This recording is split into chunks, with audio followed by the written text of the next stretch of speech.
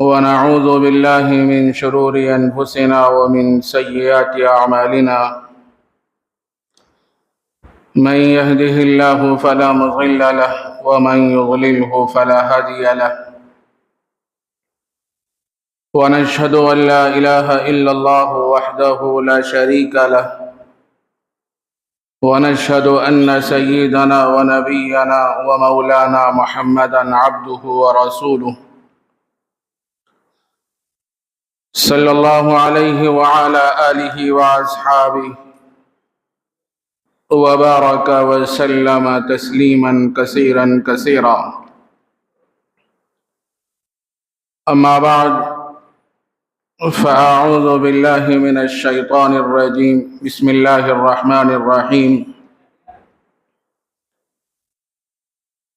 ومن يطع الله والرسول فأولئك مع الذين أنعم الله عليهم من النبيين والصديقين والشهداء والصالحين وحسن أولئك رفيقا. وقال تبارك وتعالى: قل إن كنتم تحبون الله فاتبعوني يحببكم الله ويغفر لكم ذنوبكم والله غفور رحيم. صدق اللہ العظیم. معزز حاضرین کرام، دو تین جمعے سے آپ حضرات سید الاولین والآخرین محبوب رب العالمین سیدنا حضرت محمد الرسول اللہ صلی اللہ علیہ وسلم کی حیات طیبہ اور آپ کی سیرت کے مختلف گوشوں کو سنتے آ رہے ہیں.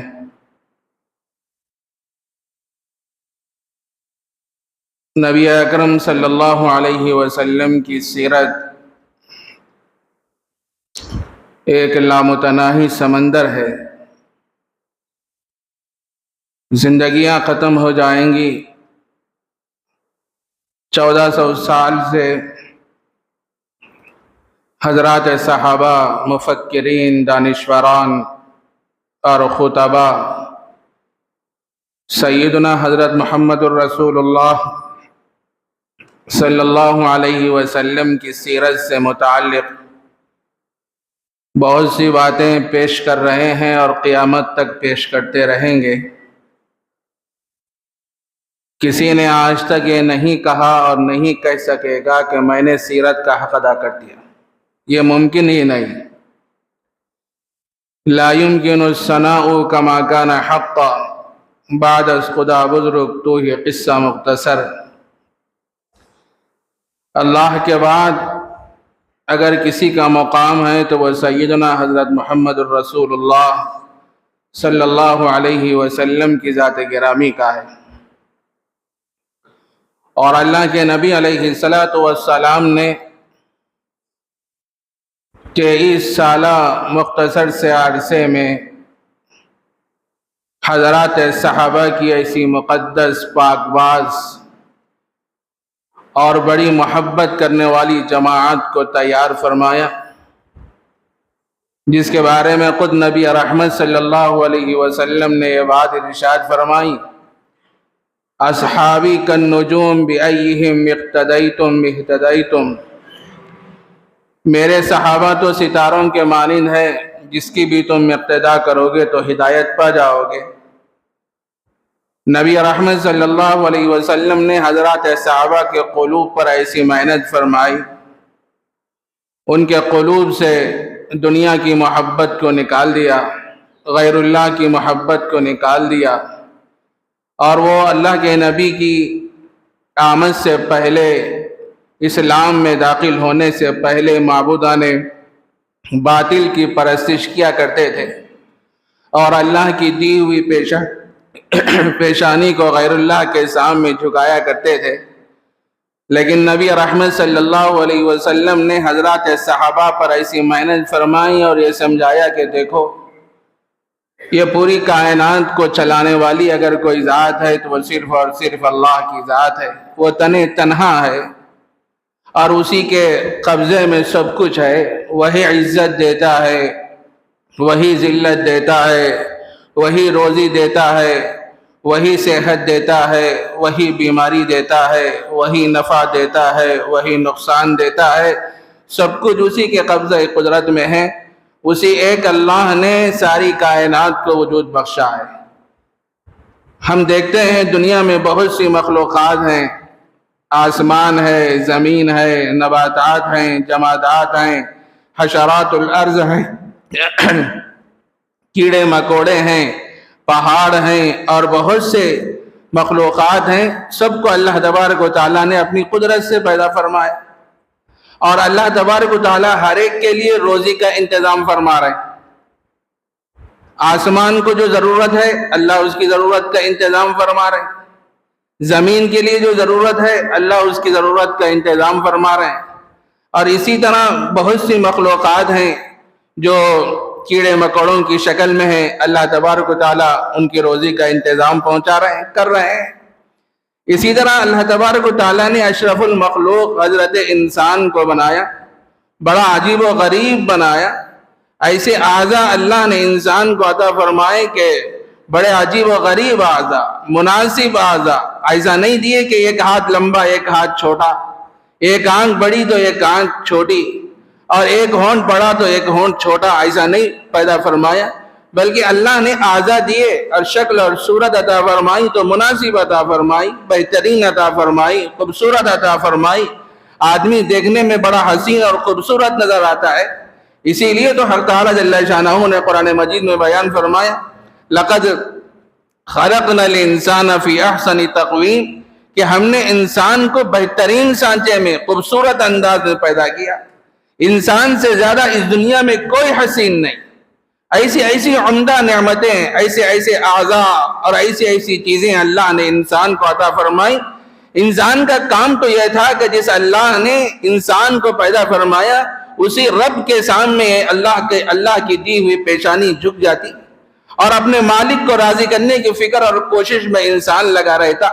لیکن نبی رحمت صلی اللہ علیہ وسلم کی آمد سے پہلے حضرات صحابہ اور بہت سے لوگ جو معبودان باطل کی پرستش کیا کرتے تھے، پوجا پاٹ کیا کرتے تھے، تو نبی رحمت صلی اللہ علیہ وسلم نے ایسی محنت فرمائی، 23 سالہ مختصر سے عرصے میں سمجھایا، دیکھو اللہ نے تمہیں کیسے قیمتی اعضاء عطا فرمائے اور کیسے قیمتی ہاتھ عطا فرمائے، بولنے کی صلاحیت اللہ نے عطا فرمائی، دیکھنے کی صلاحیت اللہ نے عطا فرمائی، چلنے کی قوت اللہ نے عطا فرمائی، سمجھنے کی صلاحیت اللہ نے عطا فرمائی، اور اسی طرح کسی کان بھی ایسے عطا فرمائے کہ جس کے ذریعے سے ہم سن سکتے ہیں، اور اسی طرح اللہ نے زبان عطا فرمائی جس کے ذریعے سے ہم بول سکتے ہیں۔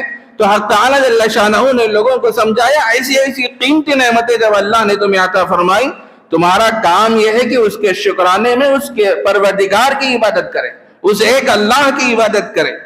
تو حضرات صحابہ کے قلوب پر نبی رحمت صلی اللہ علیہ وسلم نے ایسی محنت فرمائی، اس کے نتیجے میں حضرات صحابہ دائرہ اسلام میں داخل ہو گئے، اور ایک بڑا جنب غفیر تیار ہو گیا اللہ کے نبی کی محنت کے نتیجے میں۔ تو میرے عزیز دوستو، بزرگوں، حضرات صحابہ کی وہ جماعت ہے جو نبی رحمت صلی اللہ علیہ وسلم سے بے پناہ محبت فرماتی۔ محبت سیکھنا ہے اور محبت کرنا ہے تو حضرات صحابہ کی زندگیوں سے اور ان کے حالات کو پڑھنا ہے، اور ان کی کتابوں میں جو حالات حضرات صحابہ کے بیان فرمائے گئے ہیں، محبت کے جو واقعات کتابوں میں بیان فرمائے گئے ہیں، ان واقعات کو ہمیں پڑھنا چاہیے اور اپنی زندگی میں تبدیلی لانا چاہیے۔ اللہ کے نبی کی ذات گرامی سے وہ سچی محبت فرمایا کرتے تھے۔ جب آدمی کو کسی سے محبت ہو جاتی ہے تو اطاعت کرنا آسان ہو جاتا ہے، اتباع کرنا آسان ہو جاتا ہے۔ آدمی کو جب کسی سے محبت ہوتی ہے، جو بھی وہ حکم دیتا ہے، جو بھی اشارہ کرتا ہے، آدمی اس کے حکم پر لبیک کہتا ہے اور اس کے اشارے پر وہ کام کو کرنے کے لیے تیار ہو جاتا ہے۔ تو ایسی محبت اللہ کے نبی کی ذات گرامی سے ہم کو ہونا چاہیے۔ ہمارے بچوں سے زیادہ، ہمارے والدین سے زیادہ اور تمام لوگوں سے زیادہ اور اپنی جان سے زیادہ اگر کسی کی محبت ہونا چاہیے وہ اللہ کے نبی کی ذات گرامی سے محبت ہونا چاہیے۔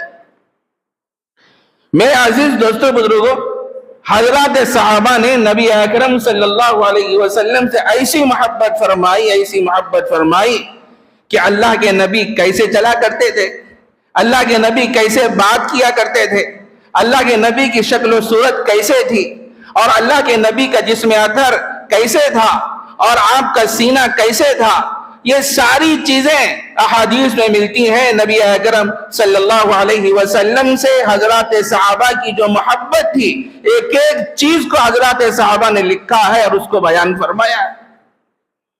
ابن مسلمہ ایک تابعی ہے، وہ ایک صحابی کی خدمت میں حاضر ہوئے اور انہوں نے کہا کہ ہمیں نبی اکرم صلی اللہ علیہ وسلم کی کچھ اوصاف بیان فرما دیجیے۔ تو وہ صحابی فرماتے ہیں کہ نبی اکرم صلی اللہ علیہ وسلم کا چہرہ مبارک بڑا خوبصورت تھا، اور آپ کا سینہ بڑا کشادہ تھا، اور اسی طرح آپ کی بھویں مبارک بڑی دیدہ زیب تھی، اور آپ کا جسم بڑا نرم اور نازک تھا۔ حضرت انس رضی اللہ تعالیٰ عنہ بیان فرماتے ہیں، میں بارہا ریشم کے کپڑے کو چھوا، ریشم کا کپڑا تو نازک ہوتا ہے، میں بارہا ریشم کے کپڑے کو چھوا اور پھر نبی اکرم صلی اللہ علیہ وسلم کے جسم اطہر کو بھی مس کیا۔ میں یہ کہنے پر مجبور ہو گیا کہ میرے نبی کا چہرہ، میرے نبی کا جسم ریشم کے کپڑے سے بھی زیادہ نرم اور نازک ہے۔ ایسے بنایا تھا اللہ تعالیٰ نے نبی رحمت صلی اللہ علیہ وسلم کو، اور آپ کے لعاب میں اتنی تاثیر تھی کہ خیبر کے دن حضرت علی رضی اللہ تعالیٰ عنہ کی آنکھوں میں تکلیف ہوئی تو حضرت علی رضی اللہ تعالیٰ عنہ نبی رحمت صلی اللہ علیہ وسلم سے عرض گزار ہوئے کہ اے اللہ کے رسول صلی اللہ علیہ وسلم، میرے آنکھوں میں کچھ تکلیف ہو رہی ہے۔ تو اللہ کے نبی علیہ السلام اپنا لعاب مبارک نکالے، حضرت علی کے آنکھوں میں ڈالے، جو ہی ڈالنا تھا وہ آنکھیں صحیح سالم ہو گئی، وہ تکلیف ختم ہو گئی۔ اور اسی طرح بیان کرنے والوں نے یہاں تک بیان کیا ہے، لکھنے والوں نے یہاں تک لکھا ہے کہ آپ کے پسینے میں اتنی خوشبو تھی کہ حضرات صحابہ بیان فرماتے ہیں کہ ہم راستے کی خوشبو سونگھ کر اندازہ کر لیتے تھے کہ اللہ کے نبی اس راستے سے گزرے ہیں۔ ایک صحابیہ اپنی چھوٹی سی بچی کو ایک عطر کی شیشی دے کر روانہ کرتی ہے کہ جب اللہ کے نبی علیہ السلام قیلولہ کے لیے آئیں اور آرام کی نیت سے سو جائیں تو آپ کے جسم اطہر سے جو پسینہ آئے ان پسینوں کے قطروں کو ایک شیشی میں ڈال لینا۔ وہ چھوٹی بچی شیشی لے کے آئی اور اللہ کے نبی قیلولہ کے ارادے سے لیٹ گئے اور جسم اطہر سے پسینہ نکلنے لگا۔ وہ پسینے کے قطروں کو وہ چھوٹی سی بچی اس شیشے کے اندر اور اس گلاس کے اندر ڈالی۔ ڈالنے کے بعد اپنے گھر گئی تو وہ عورت جس نے بھیجا تھا وہ اللہ کے نبی کے پسینے کو وہ دوسرے عطروں میں ملائی تو اس کی خوشبو دوبالا ہو گئی۔ ایسی مہک تھی، ایسی خوشبو تھی آپ کے پسینے میں۔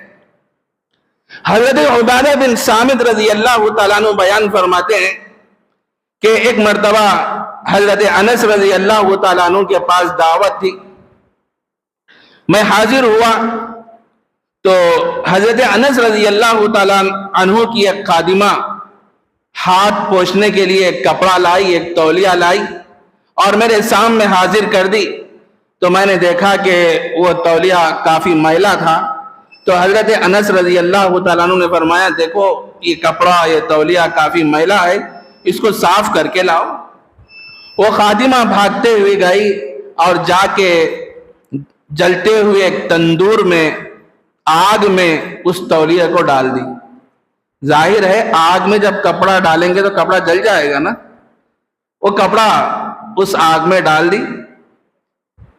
لیکن عجیب بات یہ ہے کہ وہ کپڑا جلا نہیں، بلکہ اس کپڑے پہ جو میل تھا وہ میل تو ختم ہو گیا اور کپڑا صاف ستھرا واپس آ گیا۔ وہ خادمہ لے کے آئی اور لا کے حضرت عبادہ ابن صامت کی خدمت میں پیش کر دی، تو عبادہ ابن صامت حیرت میں پڑ گئے، یہ کیا ماجرا ہے؟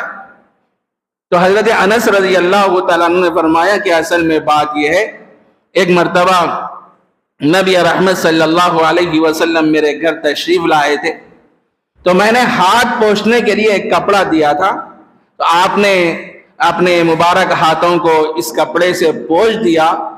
اس کا نتیجہ یہ ہے کہ ہم اس کپڑے کو آگ میں بھی ڈالتے ہیں تو وہ آگ اس کپڑے کو نہیں جلاتی، بلکہ اس کپڑے پہ جو میل ہوتا ہے وہ میل تو ختم ہو جاتا ہے لیکن وہ آگ کیا ہے اس کپڑے کو نہیں جلاتی۔ ایسی خصوصیت تھی نبی رحمت صلی اللہ علیہ وسلم کی۔ ایک مرتبہ حضرت فاطمہ رضی اللہ تعالیٰ عنہ روٹیاں بنا رہی تھی۔ اللہ کے نبی دیکھے کہ میری چہیتی صاحبزادی روٹیاں بنا رہی ہے، اللہ کے نبی تشریف لائے، آ کے ایک دو تین روٹیاں وہ بھی بنائے۔ اب سیکنے کا مرحلہ آیا تو حضرت فاطمہ رضی اللہ تعالیٰ عنہ وہ روٹیوں کو سیک رہی تھی۔ ساری روٹیاں تو بن کے تیار ہو گئی، لیکن دو تین روٹیاں ہیں جو باوجود اس پہ توے پہ ڈالنے کے باوجود بھی وہ کچی کی کچی ہیں، آگ اس کو نہیں چھو رہی ہے۔ تو حضرت فاطمہ رضی اللہ عنہا نے نبی رحمت صلی اللہ علیہ وسلم سے عرض کیا، اللہ کے رسول صلی اللہ علیہ وسلم، میں بہت کوشش کر رہی ہوں کہ دو تین روٹیاں ایسی ہیں کہ وہ آگ پہ توے پہ ڈالنے کے بعد بھی نہیں پک رہی ہیں، آٹا کچا کے کچا ہے۔ تو اللہ کے نبی علیہ السلام نے فرمایا، میری بیٹی سن لے، یہ وہی روٹیاں ہیں جس پر تیرے باپ کے ہاتھ لگے ہیں، اس کو آگ چھو نہیں سکتی، اس کو آگ چھو نہیں سکتی، یہ وہی روٹیاں ہوں گی۔ ایسے بنایا تھا اللہ تعالیٰ نے نبی رحمت صلی اللہ علیہ وسلم کو۔ اور اللہ تبارک و تعالیٰ نے نبی رحمت صلی اللہ علیہ وسلم کو ساری دنیا کے لیے رحمت للعالمین بنا کے بھیجا، کسی ایک قوم اور کسی ایک خطے کے لیے نہیں، بلکہ پوری دنیا کے لیے اللہ نے آپ کو رحمت للعالمین بنا کے بھیجا۔ آپ کی رحمت للعالمین سے جانوروں نے فائدہ اٹھایا، بوڑھوں نے فائدہ اٹھایا، عورتوں نے فائدہ اٹھایا، جانوروں نے فائدہ اٹھایا، مردوں نے فائدہ اٹھایا، عورتوں نے فائدہ اٹھایا، حتیٰ کہ دنیا کی 18,000 مخلوقات نے آپ کی رحمت للعالمین سے فائدہ اٹھایا، اور انسانوں نے بھی اللہ کی رحمت سے فائدہ اٹھایا۔ پہلی امتوں میں تو ہوتا ایسا تھا، جب کسی قوم میں کوئی قوم گناہ میں مبتلا ہو جاتی اور سرکشی اور بغاوت پہ اتر آ جاتی تو اللہ تبارک و تعالیٰ ان لوگوں کے چہروں کو بدل دیا کرتے تھے، کسی کو کتا بنا دیتے، کسی کے چہرے کو خنزیر بنا دیتے، کسی کو کسی شکل میں بدل لیتے۔ لیکن نبی رحمت صلی اللہ علیہ وسلم اپنی امت کے لیے دعا فرمائے، اے اللہ اس امت پر رحم فرمانا، کرم فرمانا، ان کے چہروں کو تبدیل نہیں کرنا۔ آج ہم اپنی اصلی حالت میں، اصلی شکل میں جو موجود ہیں، اپنے چہرے جو اصلی حالت میں ہیں، یہ اللہ کی نبی کی دعا کا صدقہ ہے کہ ہم اصلی حالت میں موجود ہیں، ورنہ ہمارے گناہ تو اتنے ہیں، صبح سے لے کر شام تک 20 گناہ ہم سے ہوتے جا رہے ہیں۔ ہونا تو یہ چاہیے تھا کہ ہمارے چہرے بدل جاتے، لیکن اس نبی کی رحمت کا صدقہ ہے آج ہم اپنے اصلی شکلوں میں موجود ہیں۔ اور اسی طرح اللہ کی رحمت، نبی رحمت صلی اللہ علیہ وسلم کی رحمت سے جانوروں نے فائدہ اٹھایا۔ ایک مرتبہ اللہ کے نبی علیہ السلام ایک راستے سے گزر رہے تھے، ایک اونٹ آیا اللہ کے نبی کی خدمت میں اور آگے کچھ کہنے لگا۔ اللہ کے نبی علیہ السلام اس اونٹ کے مالک کو بلا کے بولے کہ بھائی تو اس اونٹ سے کام زیادہ لیتا ہے، اور وہ اونٹ ہے کہ تیری خدمت کرتا ہے، جو چیز بھی جہاں لے جانا ہوتا ہے وہ پہنچا دیتا ہے، لیکن تو اس اونٹ کا خیال نہیں کرتا، اس کی روزی کا صحیح معنی میں انتظام نہیں کرتا، تو یہ اونٹ تیرے بارے میں شکایت کر رہا ہے۔ تو اونٹ بھی اللہ کے نبی علیہ السلام کی خدمت میں آ کے اپنی شکایتیں کیا کرتے تھے۔ مدینہ طیبہ سے کچھ دور فاصلے پر اللہ کے نبی جا رہے تھے، ایک ہرنی آئی اور آ کے کہنے لگی کہ اے اللہ کے نبی علیہ السلام، یہ سامنے والے پہاڑ میں میرا بچہ ہے، اس بچے کو دودھ پلانے کا وقت قریب آ گیا ہے، لیکن اس یہودی نے مجھے پکڑ رکھا ہے، آپ اس یہودی سے فرمائیے کہ وہ تھوڑی دیر کے لیے مجھے چھوڑ دے، میں اپنے بچے کو دودھ پلا کے واپس آ جاؤں گی۔ اللہ کے نبی علیہ السلام اس یہودی کے پاس گئے، جا کے بولے بھائی تو اس کو کیوں پکڑ رکھا ہے؟ اس کا بچہ فلاں پہاڑ میں موجود ہے، اس کو دودھ کا وقت ہو گیا ہے، وہ کافی پریشان ہے، چھوڑ دے، جا کے وہ دودھ پلا کے آئے گی۔ تو وہ یہودی کہنے لگا میں ایسے نہیں چھوڑ سکتا، اگر یہ ہرنی چلے جائے گی تو پھر واپس نہیں آتی۔ تو اللہ کے نبی نے فرمایا کہ میں اس کا ذمہ دار ہوں، تو اس کو چھوڑ دے۔ جب اللہ کے نبی علیہ السلام یہ فرمائے کہ میں اس کا ذمہ دار ہوں، تو یہودی وہ اس ہرنی کو چھوڑا، وہ بھاگتے ہوئے گئی اور جا کے اپنے بچے کو دودھ پلائی اور پلا کے پھر واپس آئی۔ یہودی یہ منظر دیکھا تو حیرت میں پڑ گیا اور ہاتھ بڑھایا اور اسلام میں داخل ہو گیا، مشرف و اسلام ہو گیا۔ تو جانور بھی اللہ کے نبی کی خدمت میں آ کے شکایتیں کیا کرتے تھے۔ اور اسی طرح نبی رحمت صلی اللہ علیہ وسلم جب اس دنیا میں تشریف لائے تو آپ کی رحمت للعالمین سے عورتوں نے فائدہ اٹھایا۔ زمانہ جاہلیت میں عورتوں کا کوئی مقام نہیں تھا، کوئی حیثیت نہیں تھی۔ جب بھی کوئی بچی پیدا ہوتی فوراً اس کو زندہ درگور کر دیا جاتا تھا، قبر میں ڈال دیا جاتا تھا، اس کو مار دیا جاتا تھا۔ اس زمانے کے لوگ یہ کہا کرتے تھے کہ ہمارے گھر میں داماد نہ آئے، داماد کے آنے کو عیب اور شرم محسوس کیا کرتے تھے اور بچی کے پیدا ہونے کو معیوب سمجھتے تھے۔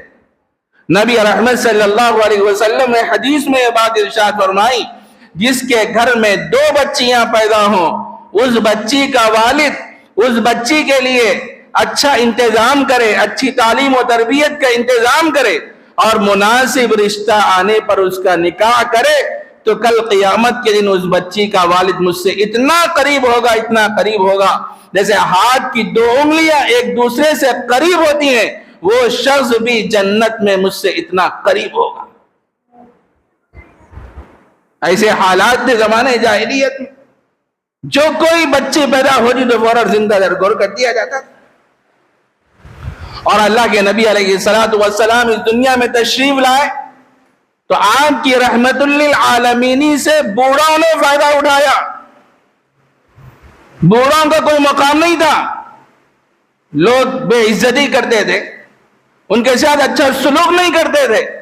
نبی رحمت صلی اللہ علیہ وسلم نے فرمایا جس کی زندگی اسلام میں گزری ہو، اطاعت میں گزری ہو، ایسے آدمی کے ساتھ، ایسے بوڑھے کے ساتھ کوئی اکرام کا معاملہ کرتا ہے، توقیر کا معاملہ کرتا ہے، تو یوں سمجھو کہ اس نے اللہ کی توقیر کی، اللہ کے ساتھ عزت و احترام کا معاملہ کیا۔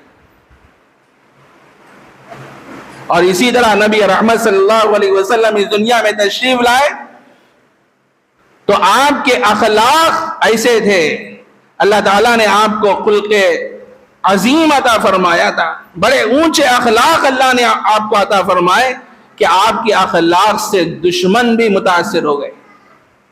ایک کافر اور مشرک کے پاس دین کی بات پہنچانے کے لیے، ایمان کی بات کو پہنچانے کے لیے اللہ کے نبی کئی مرتبہ گھر گئے۔ وہ سخت دل مشرکین اور کفار جھڑک دیتے تھے، بدتمیزی کرتے تھے، بد اخلاقی کا مظاہرہ کرتے تھے اور اپنے دل میں یہ سوچتے تھے آج میں نے محمد کو ایسا جھڑکا ہے وہ کبھی میرے گھر کو نہیں آئیں گے۔ لیکن اللہ کے نبی علیہ السلام بار بار جاتے، دین کی دعوت دیتے، اسلام کی تبلیغ پیش کرتے، اس کے نتیجے میں اللہ کے نبی کے اخلاق کے نتیجے میں وہ مشرکین جو سخت دل تھے وہ اسلام میں داخل ہو گئے، ایمان میں داخل ہو گئے۔ ایسے اخلاق اللہ تبارک و تعالیٰ نے نبی اکرم صلی اللہ علیہ وسلم کو عطا فرمائے۔ اور ہم سب جانتے ہیں جب فتح مکہ ہوا، مکے میں جب اللہ کے نبی تھے بڑی مظلومانہ زندگی تھی، کفار و مشرکین چونکہ کثرت میں تھے، جو نئے نئے اسلام میں داخل ہوتے تو ان کو ستایا جاتا، مارا جاتا، پیٹا جاتا، اور ایسے مختلف واقعات ہیں کہ حضرت بلال رضی اللہ تعالیٰ عنہ کو دھوپ میں لٹایا جاتا اور سینے پہ پتھر رکھے جاتے اور کہا جاتا کہ اس دین کو چھوڑ دے، اپنے پرانے مذہب پہ واپس آ جا۔ لیکن حضرت بلال رضی اللہ تعالیٰ عنہ فرمایا کرتے تھے جس دین کو میں نے اختیار کیا ہے اور جس کی محبت میرے دل میں آئی ہے، اگر میری جان چلی بھی جائے تو میں اس دین کا سودا نہیں کر سکتا، اس دین کو چھوڑ نہیں سکتا۔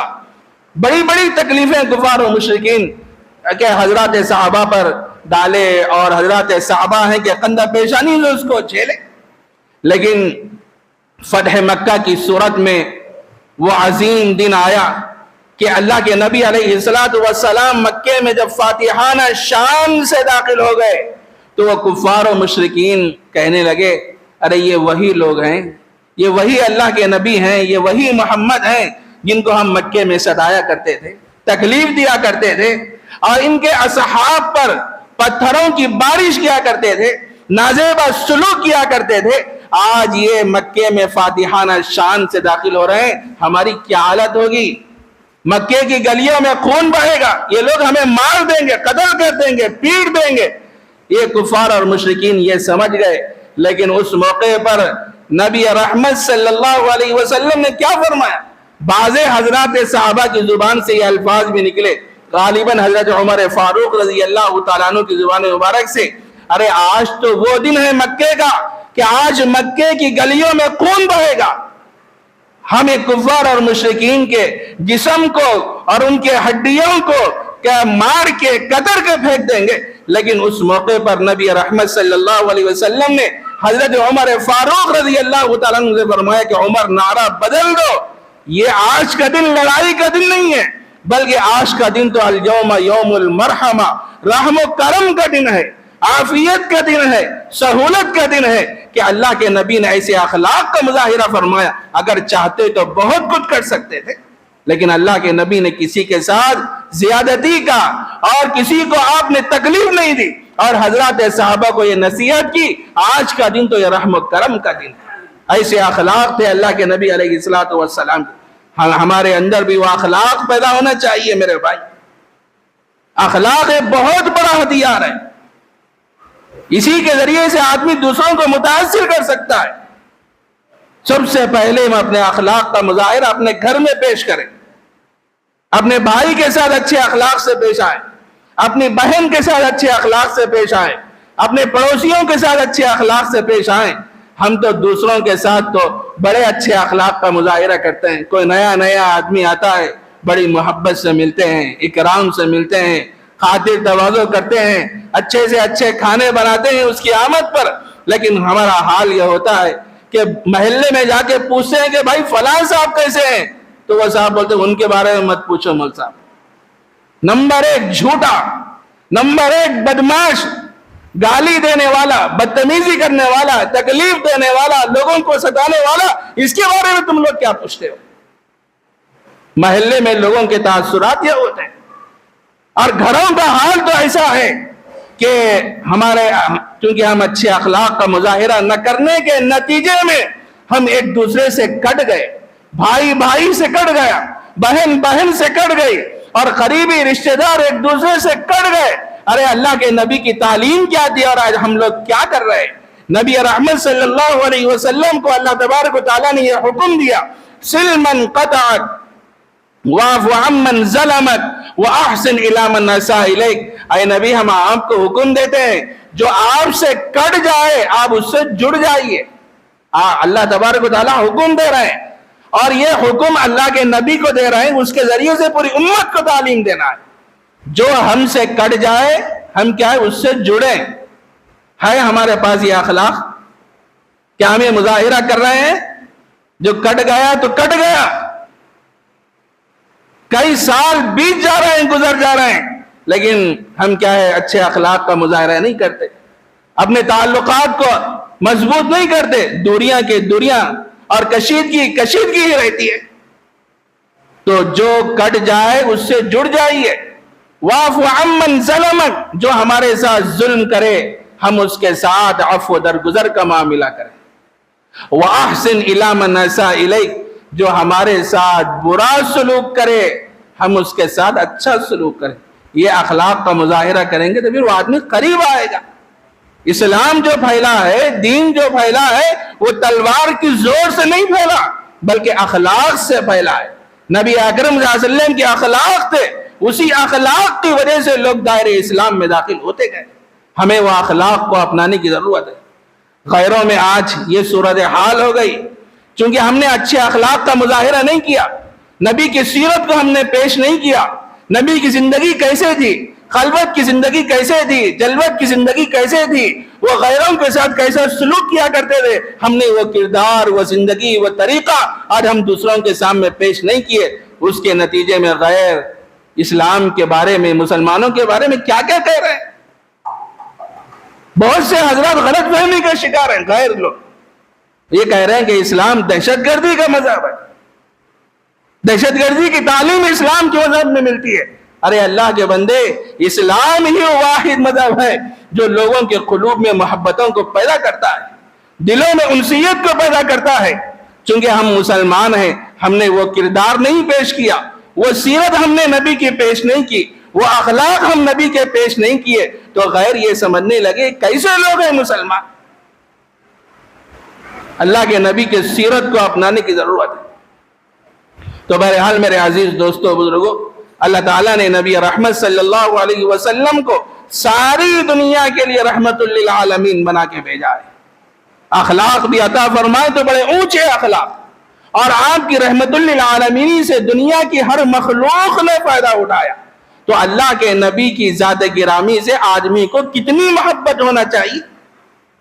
محبت یہ متقاضی ہے اطاعت کی، محبت متقاضی ہے اتباع کی.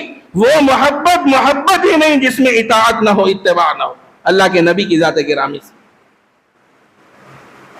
محبت کرنے والے ایسے بھی گزرے ہیں، بعض لوگوں کو دیکھ کے ہم یہ سمجھتے ہیں ارے یہ کیا نبی کا عاشق کیسے ہو سکتا ہے، اس کی عجیب و غریب زندگی ہے، روڈوں پہ پڑا ہوا رہتا ہے، بھیک مانگتا ہے، یہ اللہ کے نبی کا کیسے عاشق ہو سکتا ہے.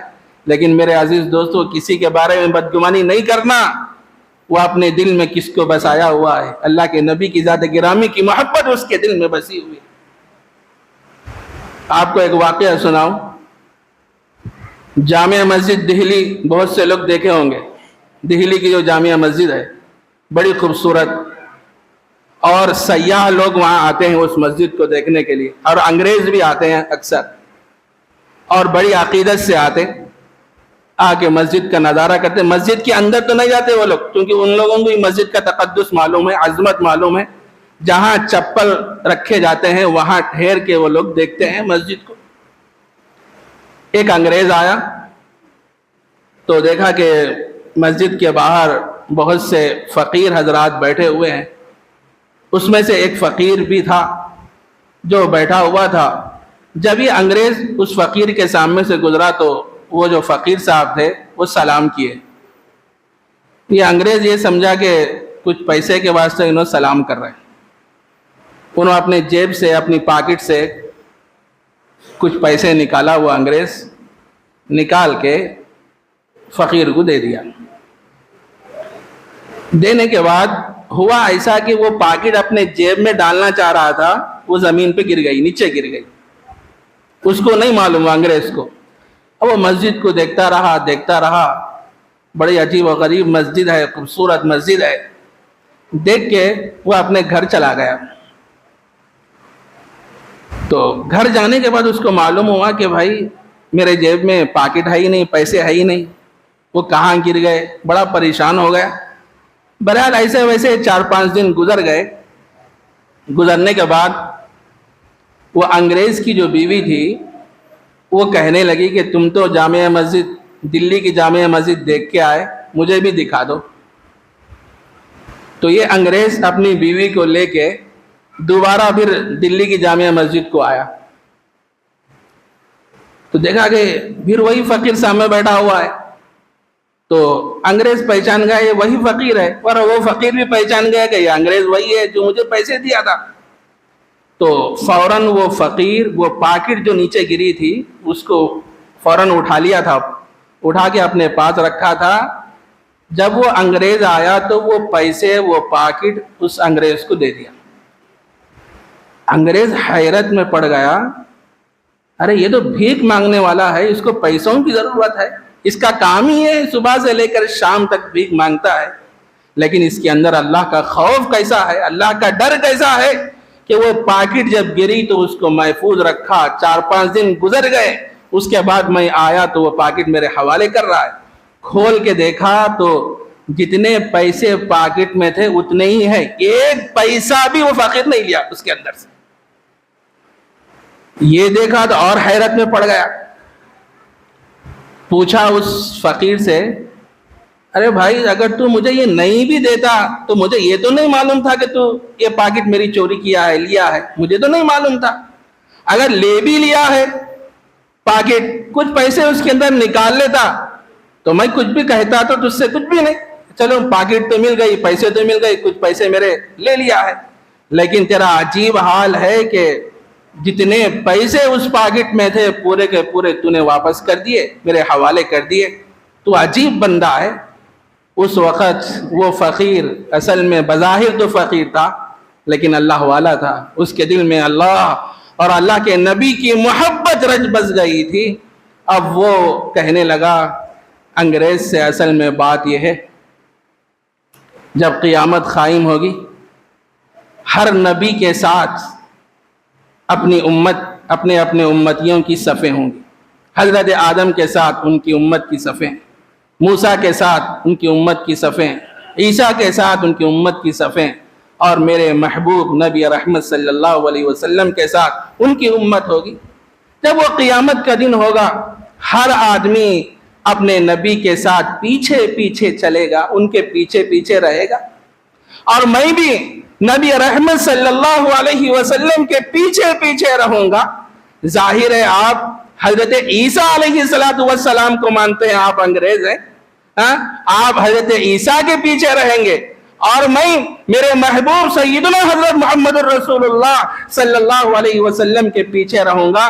کہیں ایسا نہ ہو قیامت کے دن آپ کے نبی حضرت عیسیٰ علیہ السلام میرے محبوب دو جہاں کے سردار سید الاولین والآخرین محبوب رب العالمین سیدنا حضرت محمد الرسول اللہ صلی اللہ علیہ وسلم سے یہ شکایت نہ کریں کہ اے محبوب آپ کا ایک امتی میرے امتی کے پیسوں کو چوری کیا تھا، پاکٹ مار لیا تھا۔